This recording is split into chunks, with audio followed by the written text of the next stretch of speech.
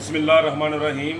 मेरे मुर्शद वो कहते हैं कि तीन चीज़ें, एक ज़लील होने का खौफ, दूसरा मरने का खौफ और तीसरा रिज़्क़ का खौफ। ये तीन खौफ ऐसे हैं कि जो इंसान को ग़ुलाम बना देते हैं। और आजकल ये चीज़ माशरे में बड़ी पाई जाती है। और हम कितने बेवकूफ़ हैं, हम कितने पागल हैं कि हमें समझ ही नहीं कि रिज़्क़ का मालिक कौन? अल्लाह। एक अल्लाह है जो हमें रिज़्क़ देता है। मौत किसके कब्ज़े में है?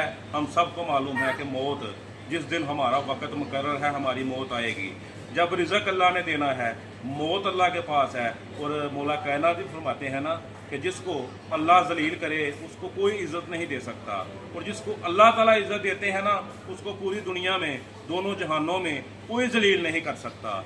जब सब कुछ अल्लाह के हाथ में है तो फिर हम क्यों इंसानों के गुलाम बने, क्यों चिमटियों की तरह रह गए?